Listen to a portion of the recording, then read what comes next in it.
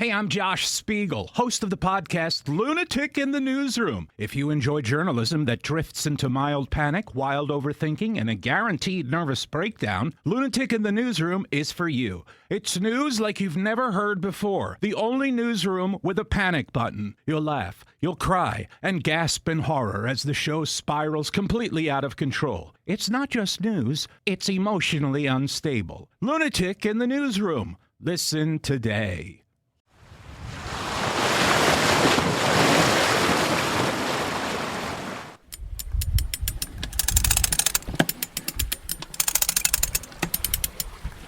More sail, cried the sparrow. You're listening to the Sailing into Oblivion podcast, where we sit down with everyday people who do extraordinary things. I'm your host, Jerome Rand. Ladies and gentlemen, welcome to the show. Today we're going technical side of things. We're talking mostly about self-steering and not just the old school, Windvane types like your old pal J-Rome always uses, but also autopilots. I obviously have one of those little Tiller Pro jobbies for motoring on Mighty Sparrow. But in the past few decades, I've been on a multitude of sailboats with all sorts of autopilots, and I've got a few little stories about those suckers working great and not working at all and all the things in between. So I'd like to kind of dive in, thanks to John for his questions about kind of what the ins and outs are and why it's necessary and pros and cons. And I really appreciate it whenever people want to learn a little bit about something specific on a boat. Excuse me, and it's a good topic that I feel confident to talk about. Well, I'm more than happy to go out on a limb and do a show about it. So hopefully you guys enjoy this little deep dive into sailing autopilots and Windvanes. So before I start the show, though, first and foremost, shout out to my main man, Joseph, for hooking up a brand new mic. This thing is beautiful. And as soon as I get everything dialed in and everything sorted, it should cut out all the issues that I was having before when doing the online or virtual podcasts where my audio was just absolutely falling to pieces. So big shout out to him. It's a really, really humbling sort of experience to have somebody pick something up off of the wish list like that and contribute to not only the podcast, but also to, the future of all this sort of stuff. It really does help because, it's a listener supported show. Isn't that what they say on like NPR and stuff? Listener supported. And it is. So I really do appreciate it. And if you are someone who would like to figure out a way to contribute as well, then just check out the links in the description because there's a multitude of everything from the wonderful, awesome Patreon family to one-time donations via Venmo, PayPal, and then also the merch and the wish list and all that sort of stuff. And big shout out to the latest person who donated to the GoFundMe, which is to basically try and attempt the Atlantic Figure 8 once again. We're a long, long way off from that, at least as the goal goes on that particular GoFundMe, but it's just another way that people can contribute, and hopefully, whether or not we reach that goal, I'm hoping to at some point be able to attack that voyage once again, and this time put it to bed. Oh, that would be such an awesome trip. I think about that one a lot just because the actual enjoyment level of just trade wind sailing. You get to go through the doldrums twice. You get to touch, the North Atlantic, the Southern Ocean, all that sort of stuff, but sighting all those islands. Man, oh man, that does sound like an absolute dream. But like any voyage, it costs a pretty penny to get everything sorted out. And so much appreciation for any support there. And then, if you just want to reach out to the show or inquire about coaching or any of that sort of stuff, sailingintoOblivion.com. All right, so that being over, let's dive into a little bit. Well, first and foremost, so you might be thinking to yourself, I just bought this boat. It doesn't have an autopilot, doesn't have a wind vane. I don't think I really need that because I really love sailing and I like the feel of the helm in my hand or the tiller and all that sort of stuff. Well, let me tell you something.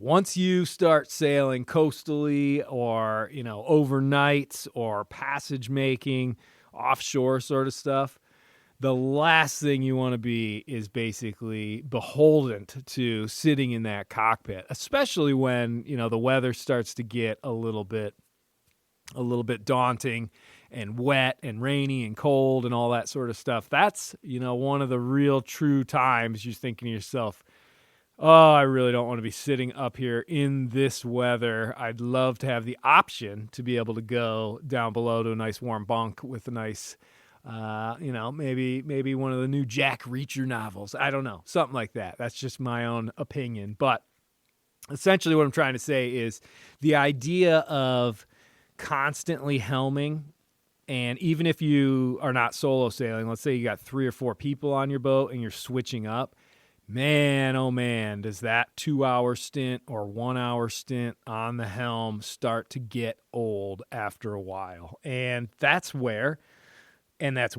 the world of sailing has essentially given us these tools in a multitude of different shapes and sizes, forms, functions, all that sort of stuff. And, like I said, I haven't by any means delved super deep into all the different forms of autopilot, but on almost all the voyages that I've been on other yachts, everything from, Gemini 35 to, 97 foot, what was that? Like a Freres or something like that we went across from Antigua all the way to Turkey on, to then being on the Marie Tharp with Rutherford. And I'm pretty sure that one has like an industrial hydraulic autopilot because it's just such a beast of a boat. And, you got to have something adequate that's not going to break down. So you essentially buy something that's made for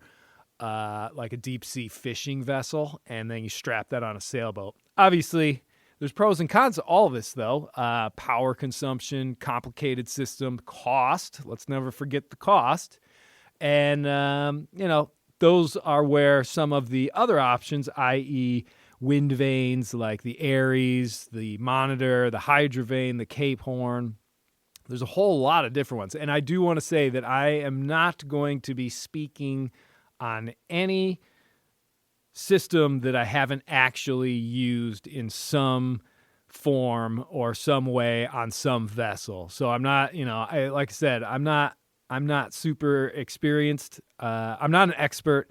I just have a lot of experience in a lot of things. And so I always try and stay in my lane when it comes to it. And again, I'm not the most technical person. So obviously my biggest bank of knowledge is obviously going to be the Aries wind vane, no doubt, because I've sailed so many miles with it. But, I've been able to use all these other ones. I mean, so far, the only one that I haven't really been able to get out and test would be the Cape Horn.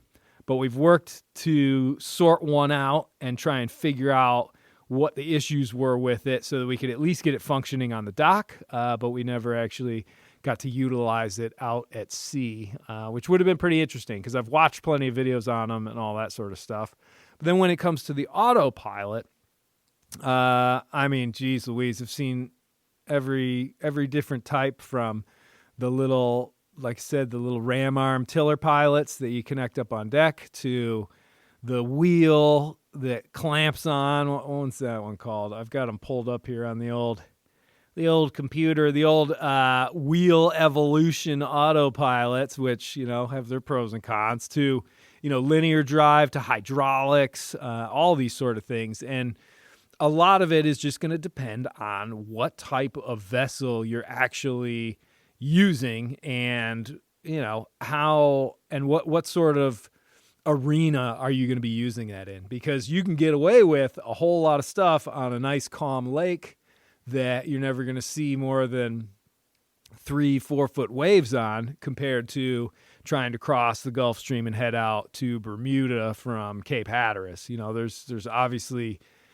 varying degrees of how bulletproof you need that system. Now, I guess a good place to start would be what I have currently on Mighty Sparrow. So we're a sailing yacht. We pretty much just sail. I fill up the fuel tank like once every year or two, and so that should, and still sail between 5,000 and 15,000 miles typically every year. So knowing that, it's one of those where I'm basically sailing all the time, and so having an actual autopilot on my boat, which is also tiller driven, so instead of a wheel, I've got a tiller. A wind vane is absolutely, I think, essential to have on there. Also, I have very, very simple electrical systems on the boat, i.e. just a few deep cycle batteries for the house. I got the one for the engine. I got one solar panel and then another one for backup. So I'm not able to create a bunch of electricity, and I don't like to use a lot of electricity. And for me, the wind vane is the perfect answer, the solution for a situation like that. Now, also, not just the Aries, but there are times where I want to get to the place that I am going to, or I need to get out of the way of a system or get south, but there's not a breath of wind out there, 500 miles from shore. And in the past, well before I had the little, tiller pilot thing, essentially, I would just have to sit there and hand steer. And I've been on other boats where we've had to do that for hours and hours. And, you work out little systems, bungee cords and anything and everything. But true to form, there's very few boats in the world that you could just lash the tiller off and it's going to stay on course for more than just a few minutes to maybe a half an hour, something like that. But eventually it's gonna swing. You're gonna have to do something. And really that's the goal. I mean, it may sound simple, but essentially, whether it's a wind vane or an autopilot, what the end all goal is that you do not have to physically sail that boat. You only have to monitor that you're essentially going in the right direction. And that's what these systems do.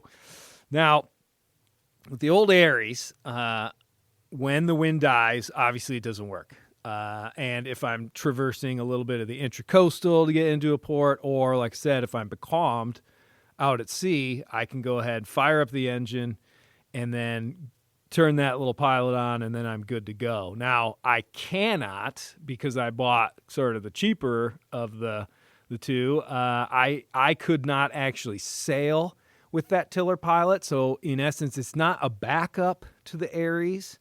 It's just for motoring. So it's when Sparrow switches from sailboat to motor power, that's when I use the actual autopilot. And that comes in handy because that's really one of the only ways that I can generate and keep enough power going to be able to power that. Also, the helm on a West Sail 32 is pretty heavy when you're sailing, and would essentially, especially in any sort of sea state, I mean, we're talking 3 to 5 foot waves, it would rip that little tiller pilot in half.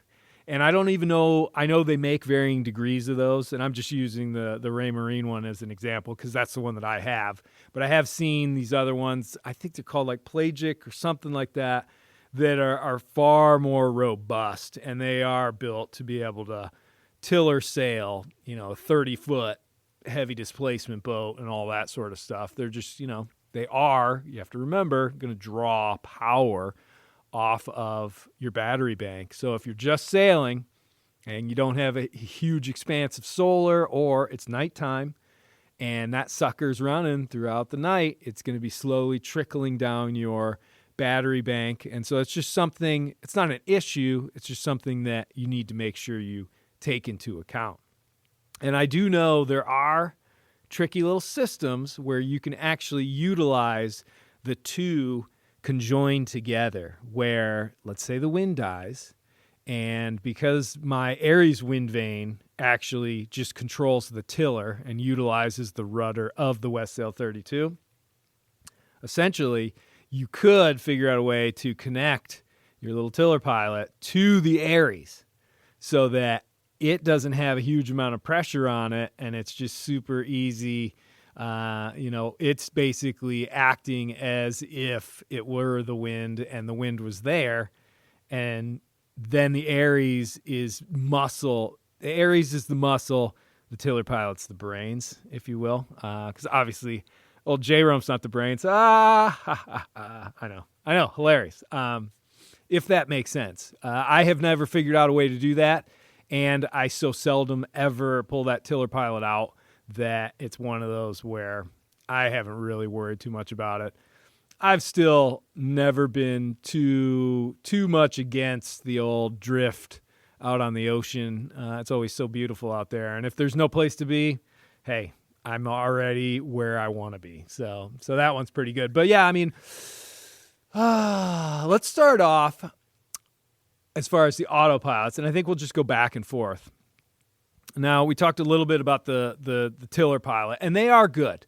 Shout out to my man Justin out there in San Diego. We got his all configured and everything for his little, I think it was a Ranger 29, and the tiller pilot worked great for that boat. Kept it nice and balanced. We got the gain and all the little settings set up, and it's super easy to set up. And if you've got the right size boat for it and it can handle it and the conditions can handle it, well, there you go. You've got a nice, easy, low draw on the engine. I know Sam Holmes used one for a long time. They're relatively quiet. They're not super expensive. I'm looking at the ST2000 Plus, and that one on West Marine site's only $610. So, if you're looking for the cheapest autopilot for typically smaller boats, tiller driven, well, that would definitely be a pretty good upshot.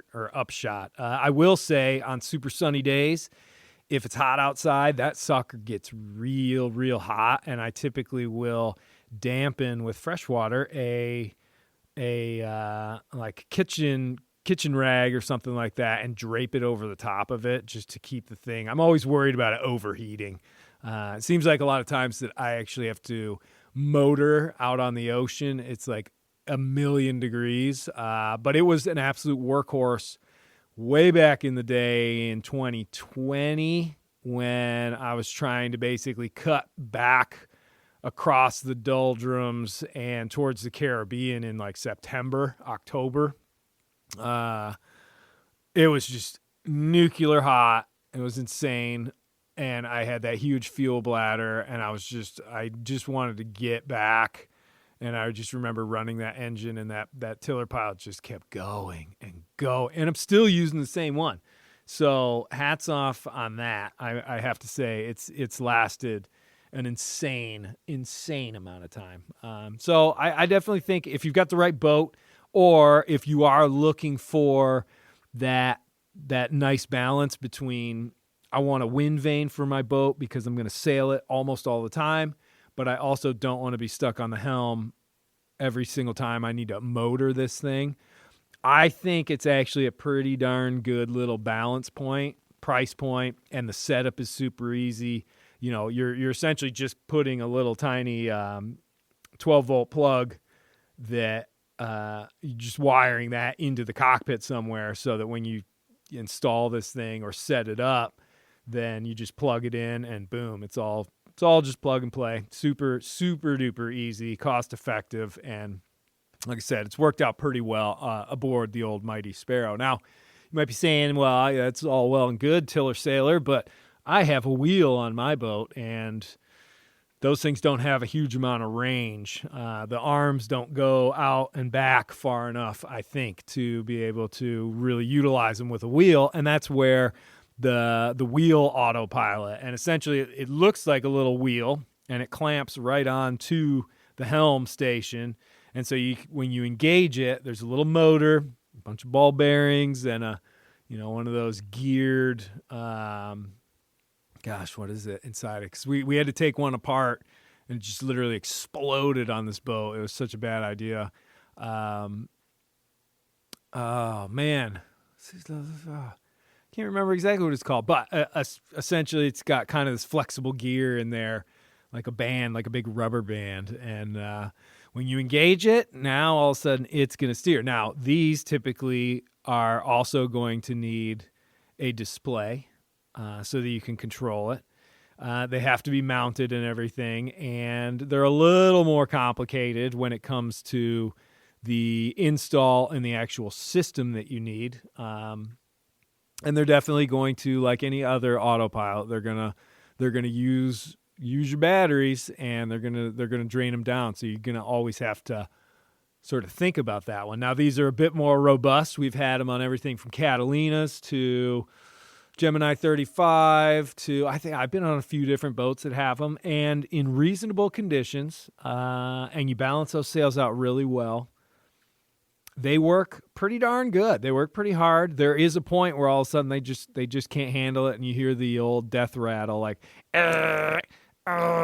and nothing's happening. And if you keep them going like that, then eventually they do break down on you. But as far as a system to install, it's only like one or two steps more difficult than the actual tiller pilot.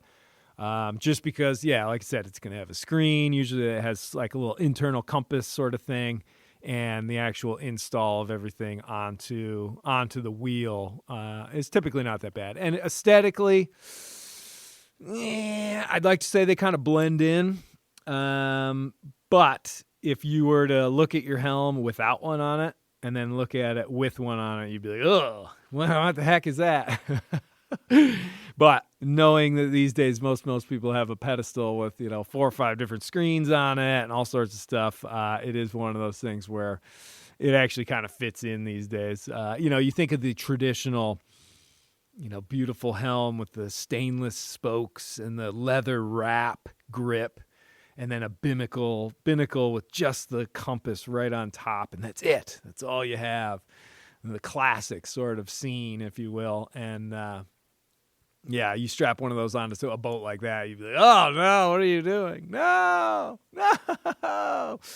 Neither here nor there. But yeah, so kind of going back to Windvanes, to sort of jump around a little bit, there's essentially just a couple different designs that I am familiar with. And I do know there are some quirky ones out there that I'm not trying to throw any shade on any sort of design, but I know there are some less than mainstream, and the mainstream ones that you normally always see. You see the Aries Windvane, which is a servo pendulum gear, I think is what they're described as, i.e. meaning they basically have control lines so that it steers the boat utilizing your wheel or your tiller, but essentially your rudder. Your rudder is still doing the actual steering. So the Aries Windvane, and then the Monitor. The Monitor is the one that you'll always see that's like, they always look really cool because they're all stainless steel, but they're essentially almost the identical exact same thing. They're just built out of different materials. I tend to believe the Aries is a bit more robust, but I haven't had a ton of experience with the Monitor. But from what I have seen of it, it works just the same. It's pretty much an identical sort of system. It just doesn't quite look so robust, but it is shiny and it looks really cool hanging off the back of a boat, which is pretty neat. Now we switch over to the old Hydrovane, the new upstart, the new kid on the block, and I must say, it's really good. It's really, really good. They come in at they're pretty hefty price tag. All these are. I mean, the Aries. Geez Louise, what's an Aries cost right now? Let's take a gander. Oh, anybody want to take a guess? Oh, 5.9, basically 6,000 euro. Jeez. That's including the VAT tax, which is pretty cool. I think when I bought the Aries, it was still under $5,000, maybe. Holy smokes. Wow, that's crazy. But yeah, so these things, though, they are indispensable. And I will say this, I think this is an absolute fact. A Windvane is going to outlast any sort of autopilot always, because they're relying on electricity. They're going to get worn out well before. These things, these Windvanes, are designed to basically sail boats tens of thousands of miles without issue, without maintenance. It's just, that's what they're made to do. Autopilots, on the other hand, I don't think I've ever been on a trip. Well, maybe one transatlantic where we did not have issues, where we had to deep dive and do repairs and replacement parts for the autopilot system. It just kind of, whether it's just bolts and screws getting loose because they're just getting used all the time. But I feel like, and this is my own personal opinion, an autopilot is not designed for 24/7, 7 days a week, 52 weeks a year running nonstop. It needs the constant inspections. And not to say the Windvanes don't, but the Windvane is designed to be able to just 24/7, never undoing it, always moving, always in motion. You just got to make sure you keep an eye on it and look for chafe. If that makes sense. So kind of moving up in the echelon with the Hydrovane, or not moving up, but off to the side. With the Hydrovane, the big difference between that and the servo pendulum, the Monitor and the Aries, really is just that the Hydrovane is now the primary steering source of the boat. So it still has the blade that's up in the air that the wind is hitting to help keep it on course.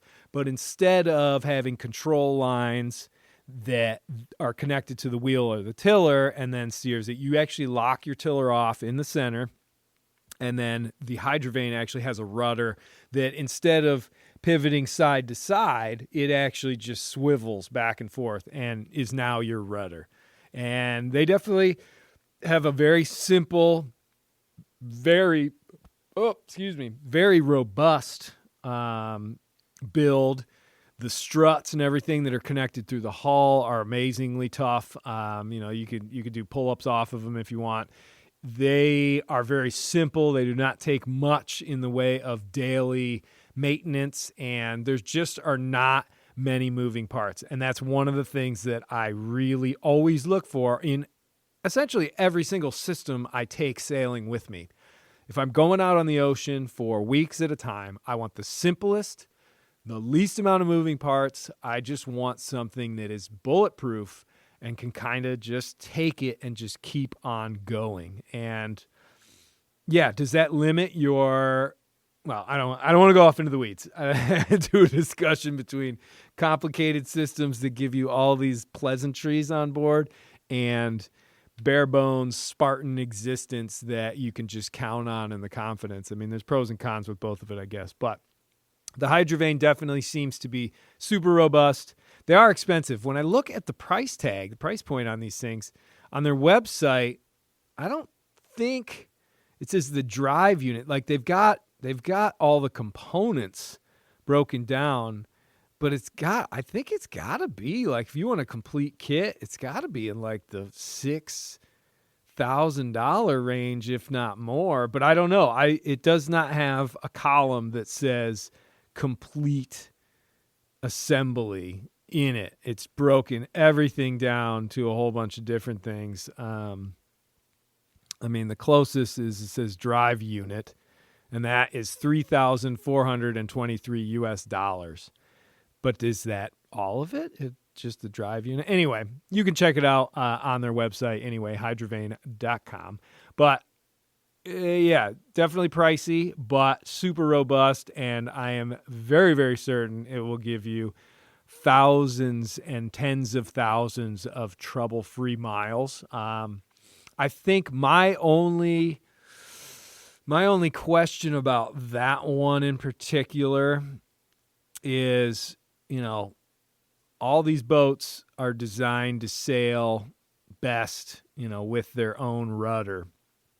And, you're handing that over to this thing now and switching your rudder off, essentially. And that I don't know, that kind of concerns me a little bit when it comes to heavy weather. Like, how will this thing, because that's one of the reasons that I really love the Aries, is that it has to be blowing like force 9 or above for me to actually start thinking like, I think I got to go up there and helm now. And usually that's only the case because I don't want to change the sail plan. I don't want to go from a triple reefed main down to the storm jib because I'm kind of lazy or whatever. It's one of those things where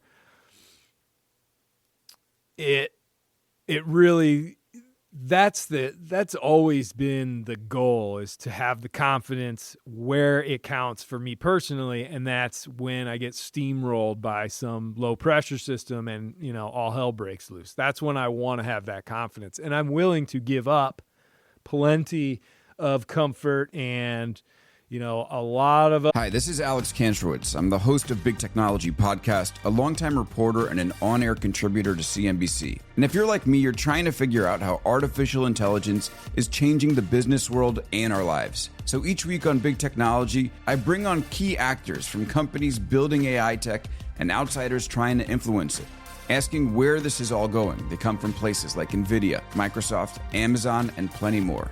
So if you want to be smart with your wallet, your career choices, in meetings with your colleagues, and at dinner parties, listen to Big Technology Podcast wherever you get your podcasts. The sun's shining, birds are singing, and all feels right in the world.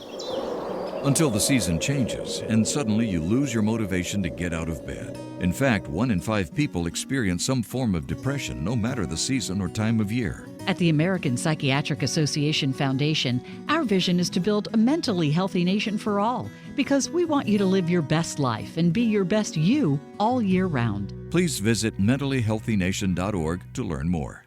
There are the picadillos, which we won't get into today, about West Sail 32s. I'm willing to look the other way when those come up, because I do know that when it's blowing 45 and you're racing down these waves, you're feeling pretty good about yourself and the boat, more importantly. So I'll make a case for that on a different podcast. But essentially, but in the world of pros and cons, which sailboats are just filled with, now instead of having just one rudder, you have 2.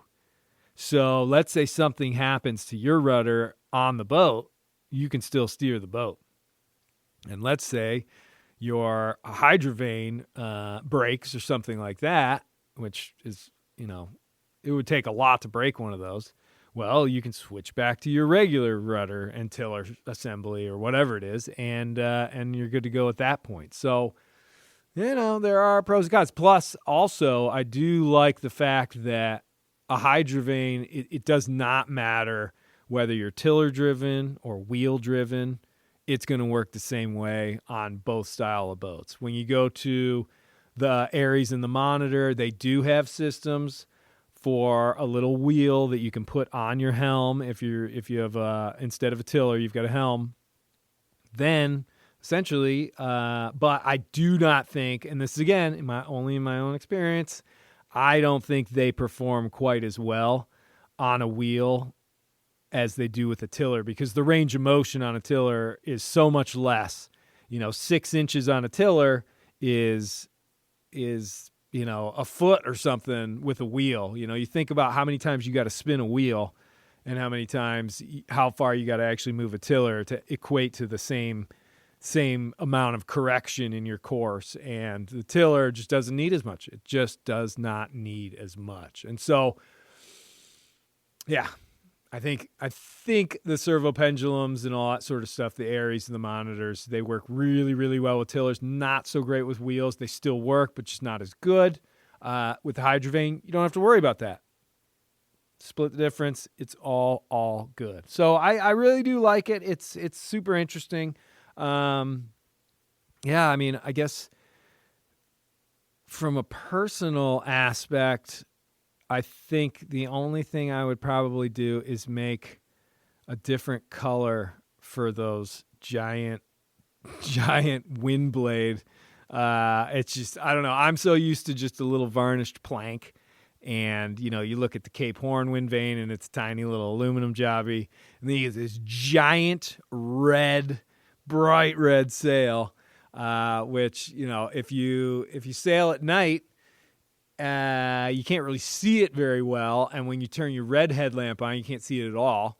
And then, but if you turn your regular one on, yes, you can see it really, really well. So I will give him that, but I don't know. It's just such a bright one. And this is coming from a guy who's got yellow decks on his sailboat. So I don't know.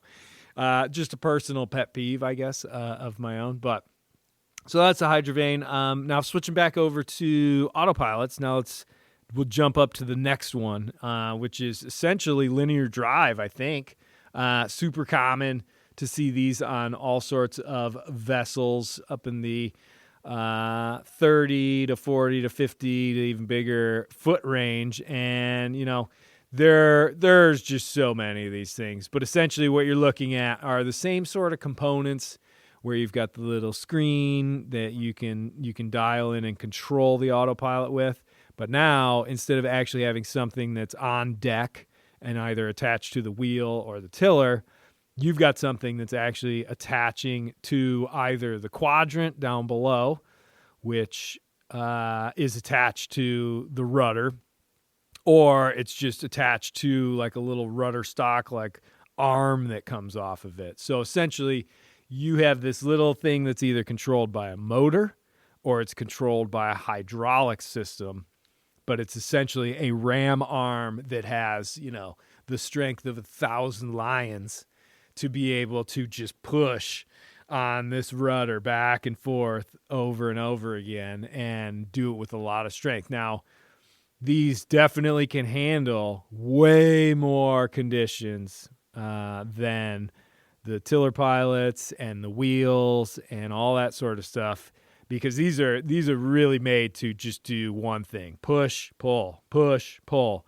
And the only kind of bad part about it is if you've got something that's much stronger and capable of a whole lot more pressure on your rudder, it also is typically going to take quite a bit more in the electrical department. So now you're really starting to get into a much more complicated system that does have kind of it's just got areas where things can go wrong.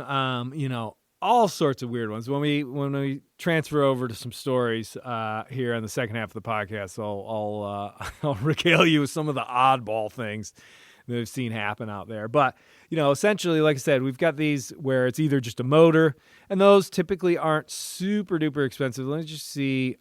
Just looking at the actual motor, so like looking at a Ray Marine Type 2 linear drive, 12 volt.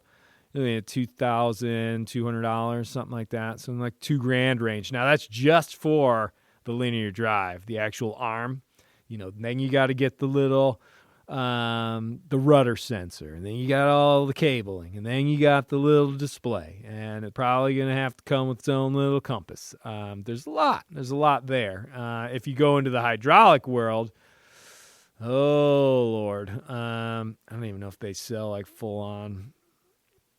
Those are 12-volt pumps. Yikes. Well, I think, honestly, it's one of those where the more robust and stronger and essentially better, if you will, in what it can handle type of either hydraulic or linear drive autopilot, it's just gonna get more and more and more and more expensive. Not only for just the actual arm itself, but for all the components and all that sort of stuff that you actually have to buy on top of it. And then, you get to a certain point where it's like, well, we've got this little house bank, and that's just it's not enough. It's just not enough. So let's either plan on, having to run the engine whenever we're using this thing, or get a generator, or upgrade our entire electrical system so that we can have that super duper strong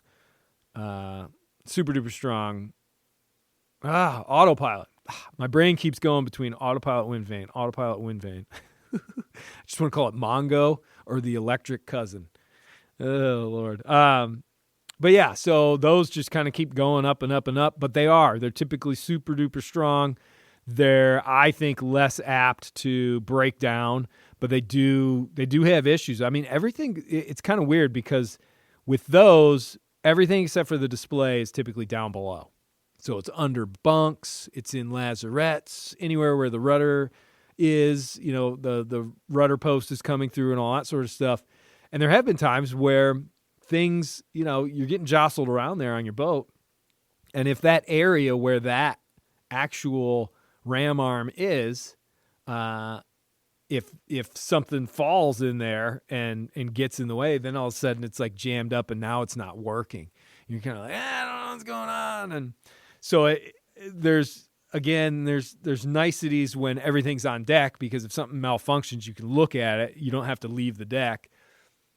Some of these other systems, all of them down below, you'd actually have to go down below, check it all out, and be able to investigate it. And sometimes that's easier said than done. If you got to take apart like the aft cabin to get down to a point where you can see the thing and get to the quadrant and all that, well, there Bob's your uncle. You gotta get down there and do it. And sometimes this is happening not 200 miles offshore, but 5 miles from the coast of a lee shore, clawing with waves. Nightmare scenario. So there's a lot of those. Now, I do want to touch on, jumping back over to Windvanes, the Cape Horn. Like I said, I've never actually been able to sail with one. I have watched a bunch of videos on it because we did have a boat that we were going to do an offshore trip on, which we ended up not, but it did have a Cape Horn Windvane, so I wanted to make sure when I got down there I was as schooled as humanly possible. And this one, it's kind of a strange one because there's a bunch of different ways it can actually be connected to the boat, but most commonly, this actually connects to the quadrant of the boat. Even if you have a tiller driven, well, no, I guess I think it's one of those where it's kind of can be flexible as far as like if you've got a wheel driven boat and you have a quadrant, which again is a triangle that is essentially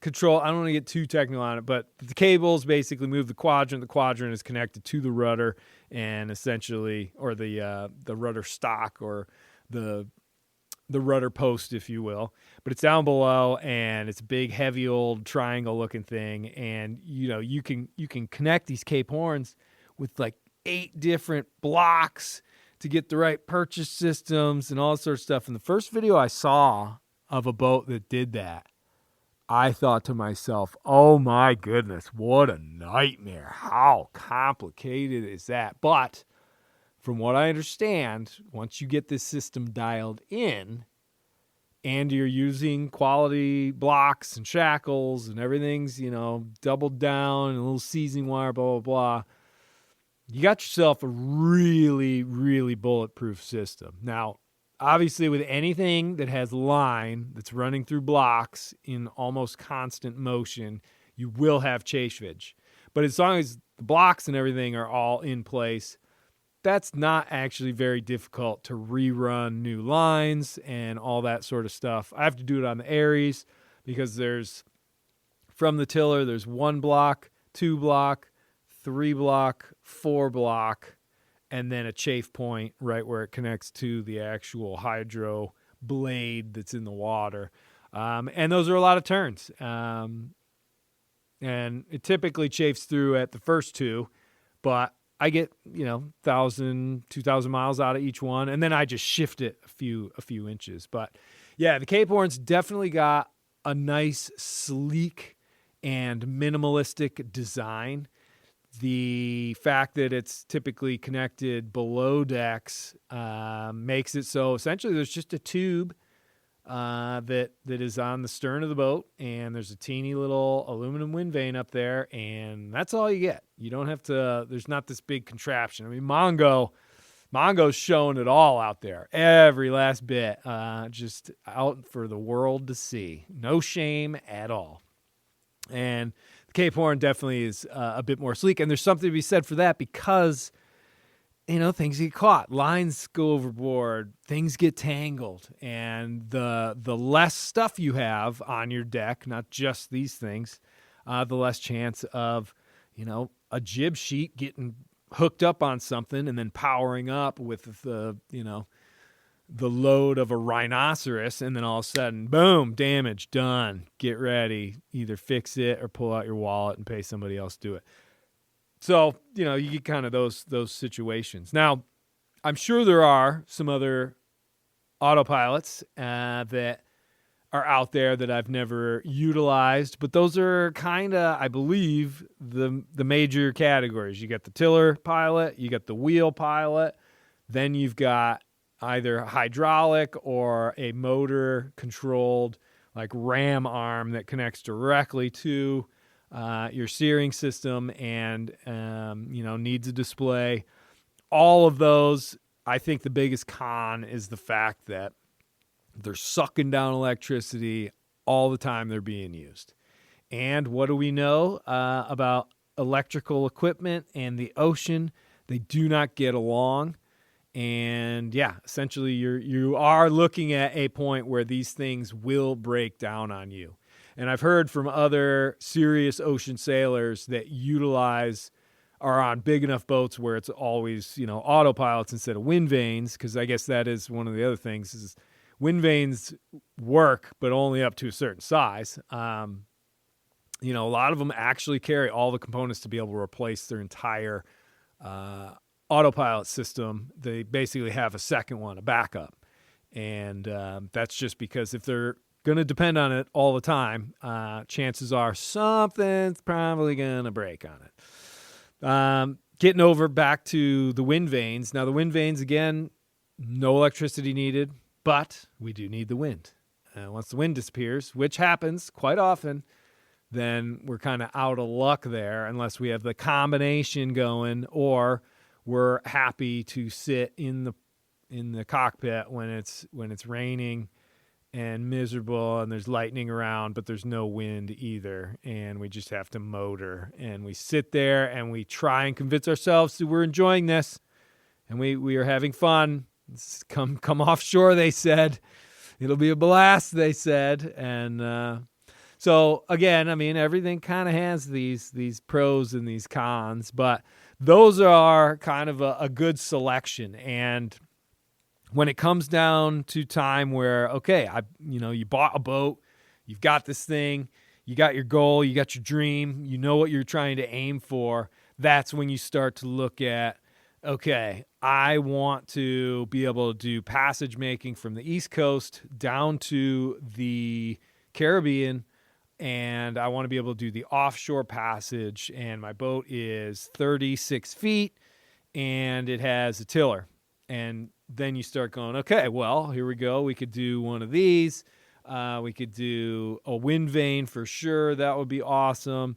But then we could also have a backup tiller pilot, or we could, with a bigger boat, we could, because I've also got a ton of solar and this huge electrical system, and I'm not really using a whole lot, and I don't really like using the wind vanes, blah, blah, blah. I put in this big hydraulic autopilot system that just drains the batteries, but it doesn't matter because I got 16 lithium batteries down there, and I could power a nuclear sub. Whatever. There's a whole lot of different arenas and different examples, and it really comes down to finding what the best one and the best system is, not only for the boat but for your own preferences of what you're going to do with the boat, what you want to do with the boat, and what the boat's actual, goal is, where you'll sail, and what it's capable of doing. So hopefully that gives you a little bit of a gist into that world of the options for, your mid-20s to mid-40 foot range boats. The most common sort of size boats you see out there, cruising, not only coastal cruising, but also passage making and stuff like that. So, I think the only side note before we switch over into sort of story time is, again, when you're doing extended voyages, we're talking 3-4 months without pulling in somewhere, which these are obviously pretty exceptional. Going around the world, going New York, San Francisco, things where huge trips. That's when I think the Windvane is essentially an absolute necessity, because you're not going to be able to have enough fuel on board to be able to keep the power going. And I don't think autopilots really, without having all the replacement parts, and even if you've got them, the thing is going to break down. I think it's almost like a guarantee. Now, I could get yelled at on this one. I don't know. I'm only speaking from my own experience. And like I said, I've been on so many darn boats where the autopilot just absolutely craps out, and now we're stuck on this stupid helm, and it takes a lot of the fun and relaxation out of a nice offshore trip the minute you are chained to the helm for a couple of hours every couple of hours. It's like, ugh, especially when, if it was working, you wouldn't have to do that. That's kind of the gripe that I have with it, that plays into that whole idea of expectations and reality. It's like when you were expecting to have a fully functioning autopilot the whole trip, and the reality is that after 3 days, you no longer have that. And so instead of kicking back and reading books in the cockpit, you are constantly paying attention to the Windex and the wind direction, because you actually have to sail the boat yourself. Oh! Every day, the world gets a little weirder and a lot more awesome. Cool Stuff Daily takes a look at everything from mining in space to the latest in the fight against cancer to how AI is, basically changing everything. It's all the cool stuff you didn't know you needed to know. Join us for Cool Stuff Daily as we take a quick look at science, tech, and the wait, what stories that make you sound way smarter at dinner. Subscribe to Cool Stuff Daily now, because the future's happening fast, and it's way too fun to miss. The worst!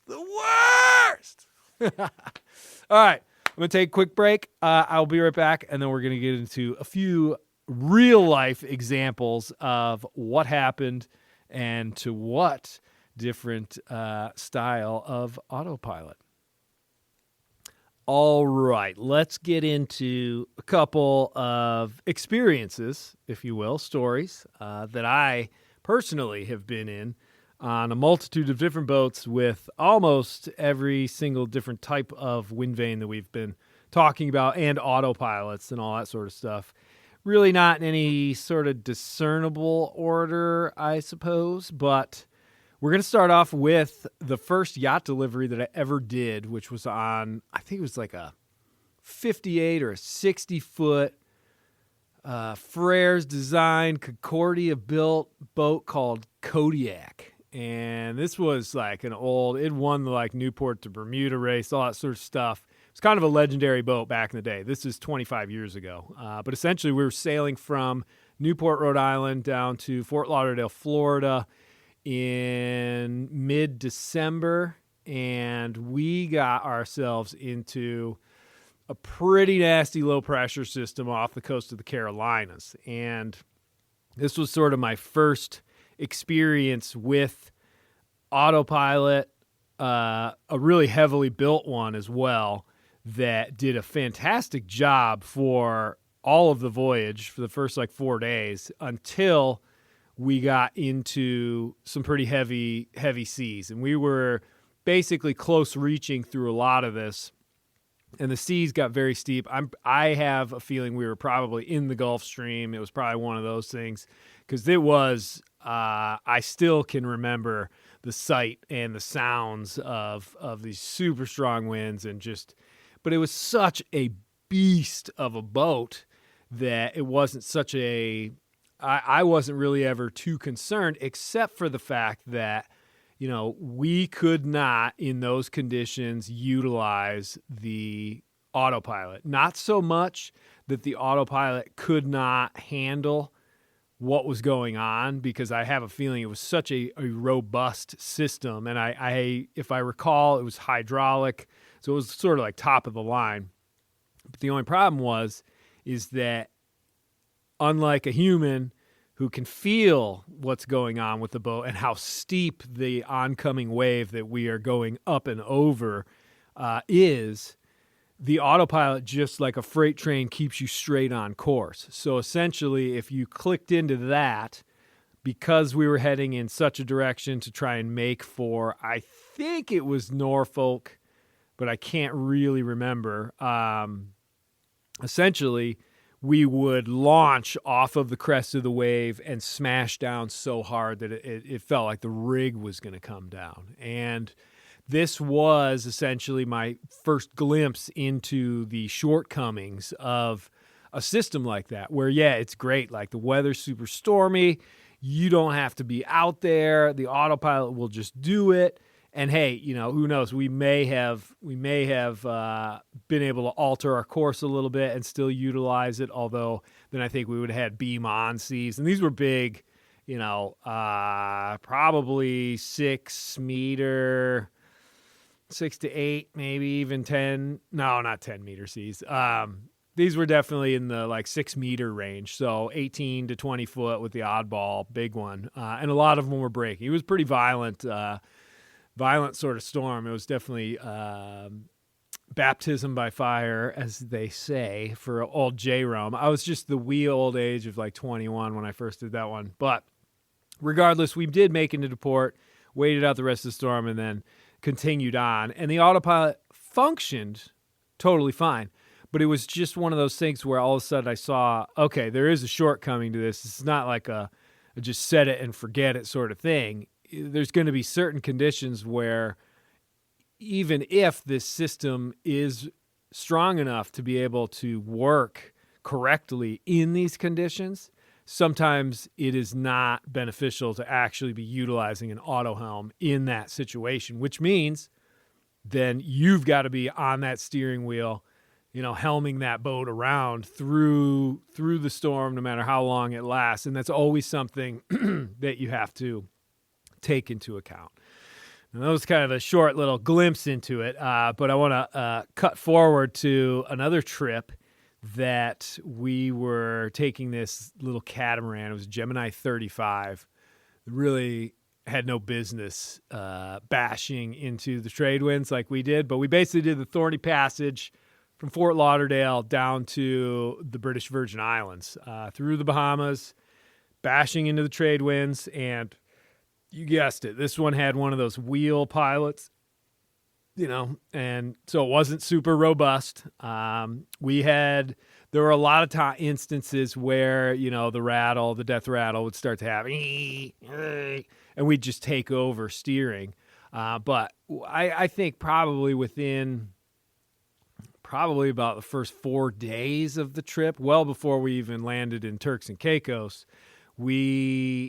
that autopilot just completely stopped working. We either I don't think we burnt the motor out, because I think the motor still worked, but something in the gears or the belt had gone, because it was definitely trying to turn, but nothing was happening on the helm. And one of the things that, we probably overused it in the conditions, and it just couldn't stand up to the punishment it was taking. Now, one of the other sort of drawbacks was that while at anchor, or while tied off to the dock there in Turks and Caicos, or maybe it was at anchor in the Bahamas, the captain of the vessel, who was not me, was like, I'm going to try and figure out what this is, see if I can fix it. And literally, pulled this system off of the helm. But, I think it's even stamped on the actual plastic casing, do not open this. It should only be opened by a professional, licensed professional or whatever. And basically he decided to open it anyway, and out poured, when it was one of those things where it's trying to pry this thing open, and a lot of pressure. It's kind of like somebody squeezing a balloon and you're just waiting for it to pop. Well, when it let go with such a force that essentially ball bearings, all the stuff was all over the place, and never again was it to operate on the remainder of that voyage. And we ended up seeing some pretty ugly stuff in the Mona Passage down there to make our way down to St. Thomas. And man, oh man, it would have been nice to have it. We wouldn't have been able to use it during that weather for sure. But then, outside of that, there were definitely some calm days and stuff like that it would have been really nice not to have to. I remember my brother and I playing this game of like, how long can you go without having to correct the course? And I think he did almost an hour at one point. I mean, you still have to monitor the whole time, but that one is just like kind of a perfect example of some of these things are not like offshore ready systems, to say the least. But let's leave the autopilots alone for a little bit and let's go to the old Windvane. And actually, this one comes from the old Mighty Sparrow. Now, a lot of times on all these vessels you see, when you do encounter a Windvane, it may just be a Windvane that is 30, 40 years old. It could have been sitting on the stern of that boat for decades. And you might not actually know it. The bushings might get replaced or this or that.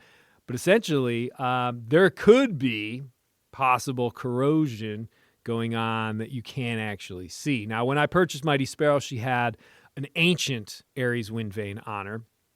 It looked great. We installed it, made out of anodized aluminum, super heavily built. These big struts connect right underneath the boomkin and, bulletproof. And I sailed with that for nearly, I'd say I got about 8,000 miles out of it when on one such passage from, I believe, St. Lucia or Dominica, coming back to the British Virgin Islands.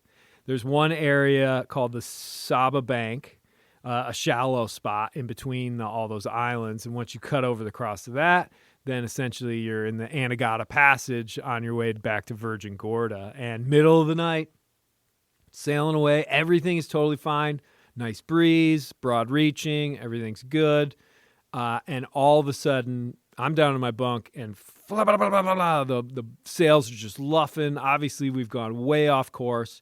I hop up on deck, headlamp goes on, and I look back there, and the Windvane is not there. It's gone. And I'm like, oh my gosh. Like, I don't know if I ran over something or whatever. I mean, it's not that shallow. There are fishing traps out there, so you get these little buoys and everything like that. But essentially, after closer inspection, one of the strut arms that holds the Aries on, which on the west sail you typically only have two, one of them completely sheared off from corrosion.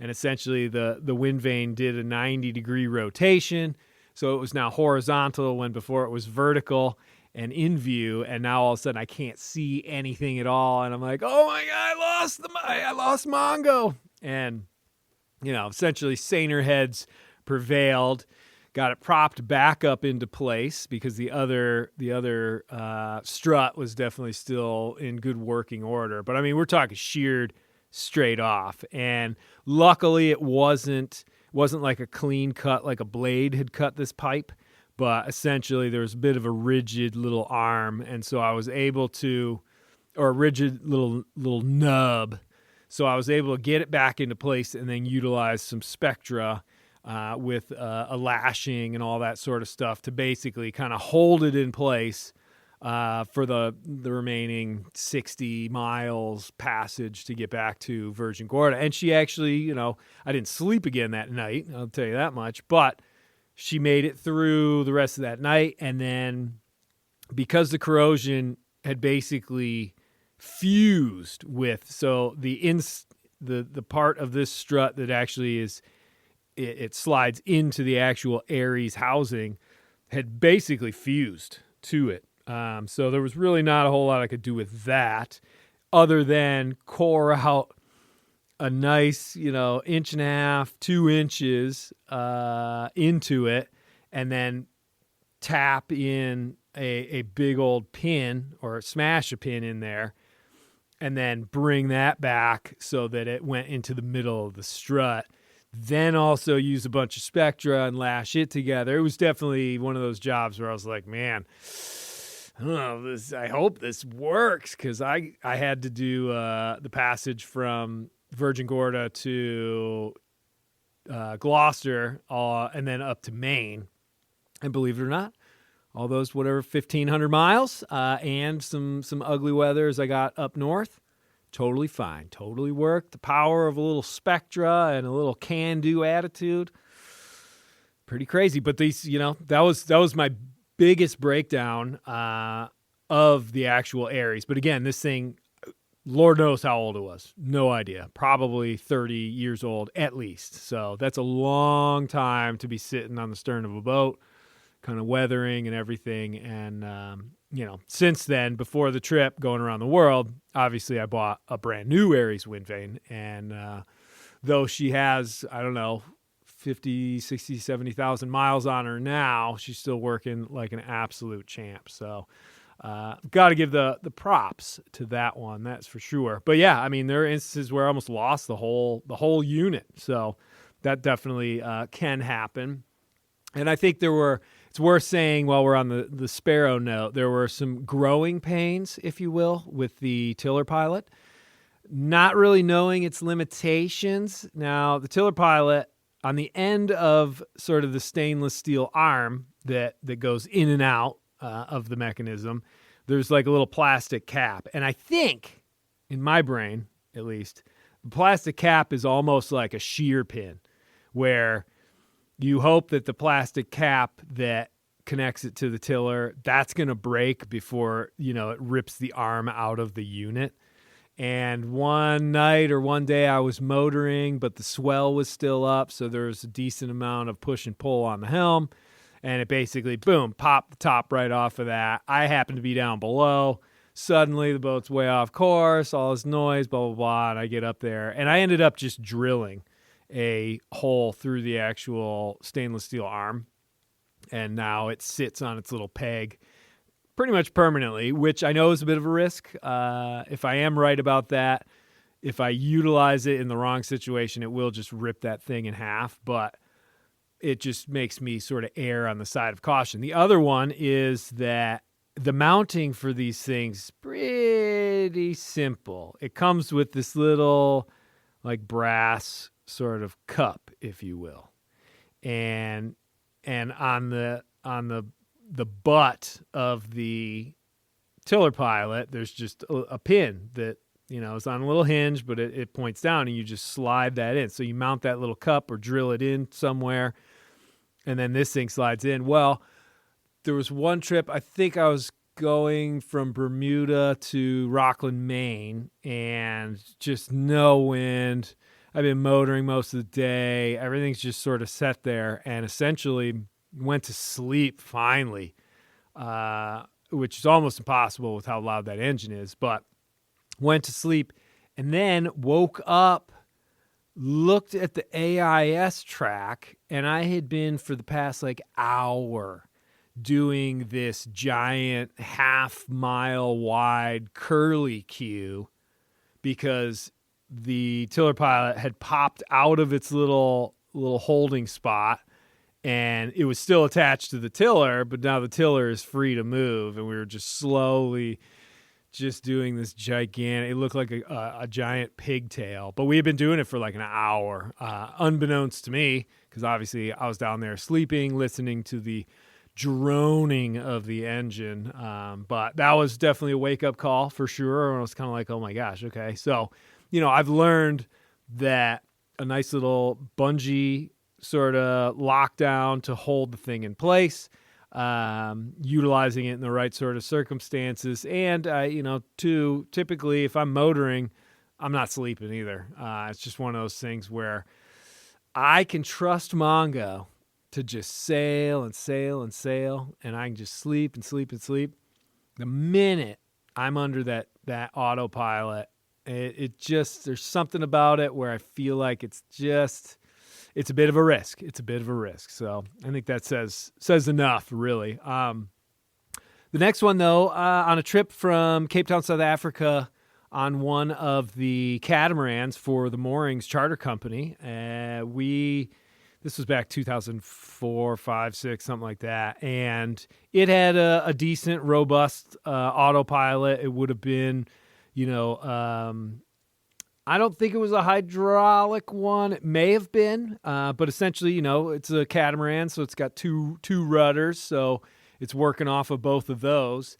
And that's a 6,000-mile trip. And essentially, the skipper on that boat, who had done 19 or so of these passages. I mean, he just basically, he'd get to the Caribbean, fly back, hop on another boat, get to the Caribbean, fly back, hop on another boat. And he said, typically this is a normal part of the equation, is that about halfway through the trip, the autopilot fails, but normally it's just because bolts and things have started to work themselves loose, just because, we're utilizing this thing all the time. And he was able to fix it very, very quickly within just a few hours or half of the day. But it was one of those where, even though he knew that was probably going to happen and was checking on it, when that sucker let go, it just let go. And, it was all the mechanism sort of down below. Again, I don't know 100% exactly what type it was.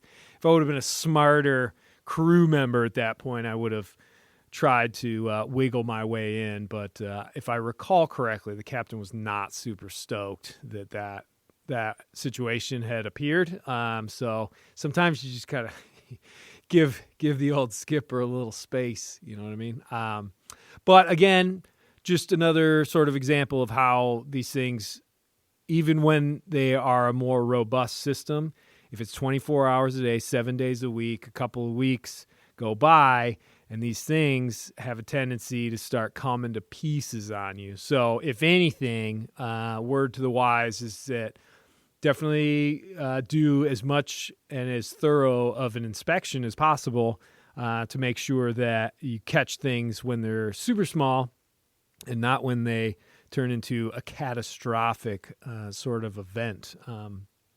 Now, back to the old Windvanes, the only issue we ever had on the old Hydrovane was the rudder actually coming off of the Hydrovane, the lower shaft. We were bopping around in the Gulf Stream, and there's a little tiny cotter pin that slides in that essentially, I don't know, it's not even a cotter pin. It's like a pretty substantial pin to hold it in place, but I think it had a cotter ring on it, and then it had a little tiny lanyard tied to it. But essentially at some point something happened and that sucker slid out of there. And it doesn't matter too much at first because those rudders, I believe they float. Could be wrong on that, but there is a safety lanyard going from the rudder back to the boat or the boomkin.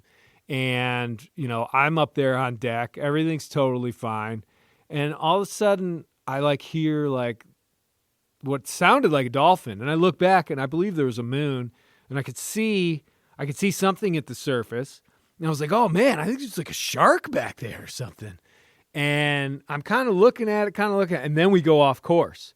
And I'm kind of like, whoa, oh, wait a minute, what the heck is going on? And then the brain cells sort of aligned and got back in order. And it was like, oh, the rudder just came off the Hydrovane, and we are going off course now, so we better fix this one. And kudos to my man Mark, hopped off that boat and got in the water. And again, we're middle of the night, and it's a little bit choppy and bouncy, and it was difficult for sure to get that rudder sort of perfectly vertical and slide it back onto the shaft and then pin it.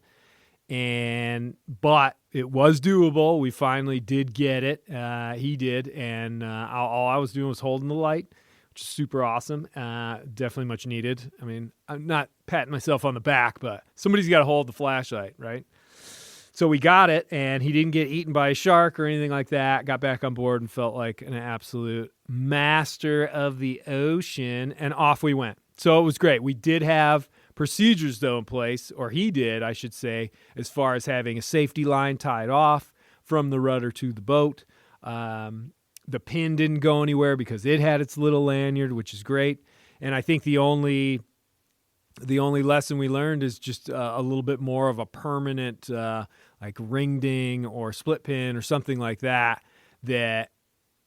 so that pin ain't going to come off unless you want it to, sort of thing, that sort of situation. But again, one of the nice parts in that, say we had lost the rudder completely, well, now we're just obviously going to untie the tiller and we're going to hand steer the rest of the way back. Or if we have a replacement, we can throw that on there too. So there are options as well.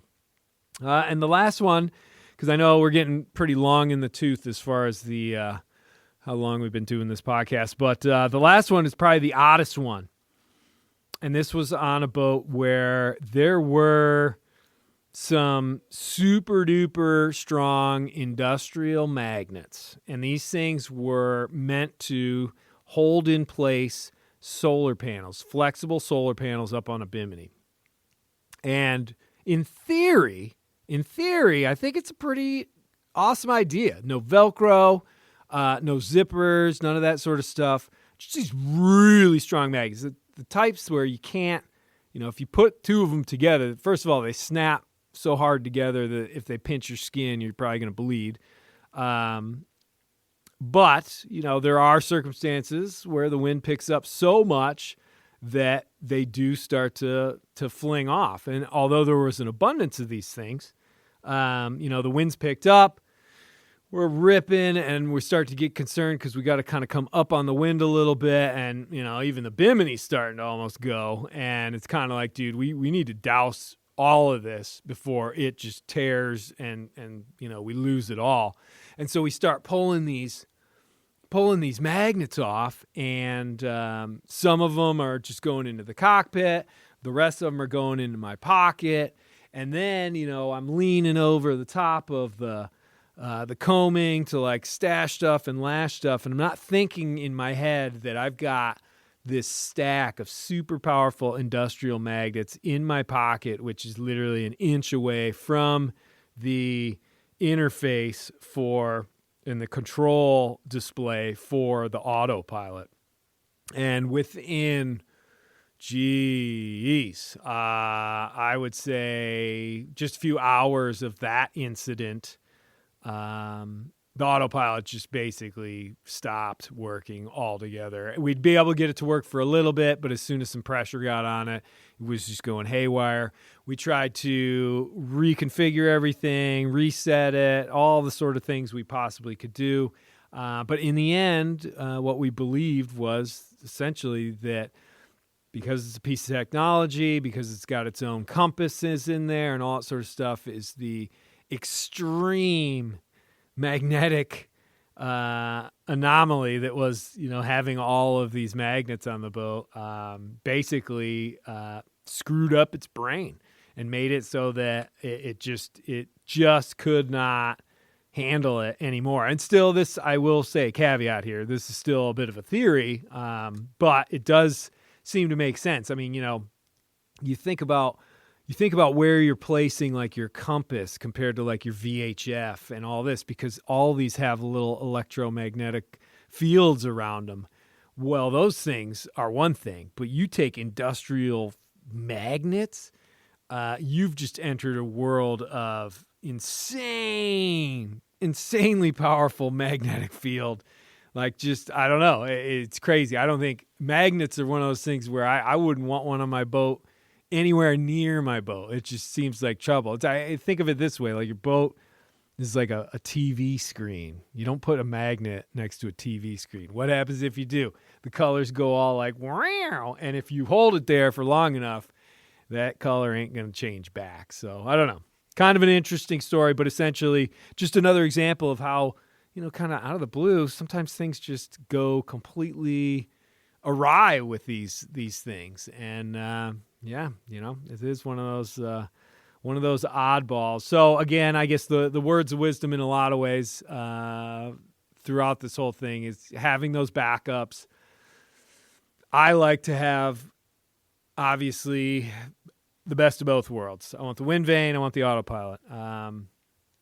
I got a pretty specialized little boat, and I do specialized sort of sailing, but I think in the end, no matter what you go with, having at least the parts to be able to replace just about every component, and I'm always going to err on the side of I think a Windvane is better just because it's a simpler machine, but that's me. That's my own personal opinion. You know me, I don't like technology and all that sort of stuff. I like the bare bones sort of sailing and working with the wind, and I just get a whole lot more out of that, but it also comes with its little picadillo. So I don't think there's one preferable system for the entire sailing world, but I know every single boat probably has the best system for it and for its owner, and you just got to figure out exactly which one that is. So hopefully this has been not only enjoyable, but also informative in one way or another. If you've got any crazy Autopilot stories, I would love to hear them. You can write in through sailingintooblivion.com. Come right to me. I read every one of them. Love it. And that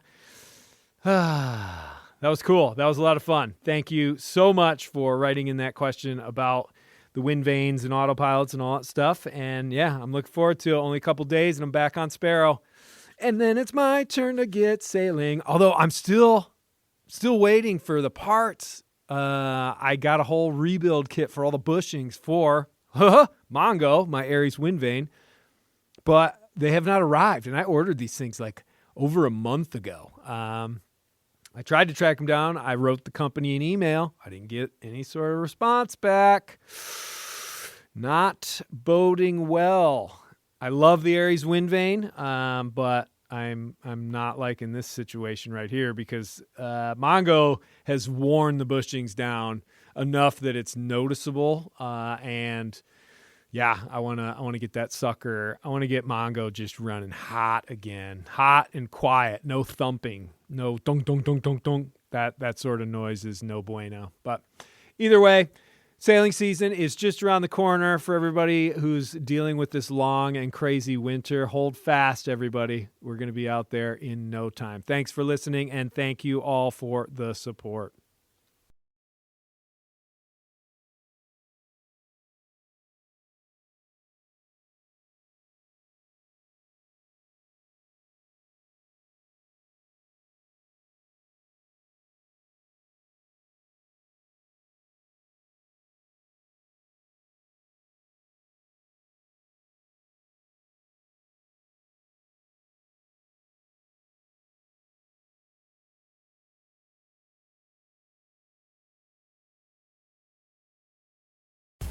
The Bleacher Report app is your destination for sports.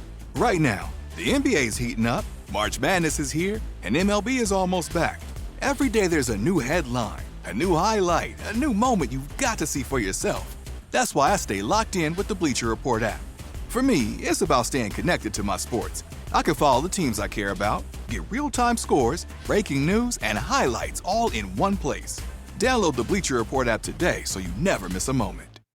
Hi, this is Alex Kantrowitz. I'm the host of Big Technology Podcast, a longtime reporter and an on-air contributor to CNBC. And if you're like me, you're trying to figure out how artificial intelligence is changing the business world and our lives. So each week on Big Technology, I bring on key actors from companies building AI tech and outsiders trying to influence it, asking where this is all going. They come from places like NVIDIA, Microsoft, Amazon, and plenty more. So if you want to be smart with your wallet, your career choices, in meetings with your colleagues, and at dinner parties, listen to Big Technology Podcast wherever you get your podcasts. If you like the show, please take a moment to rate, review, and subscribe. It really does help the show to grow. Thank you for listening.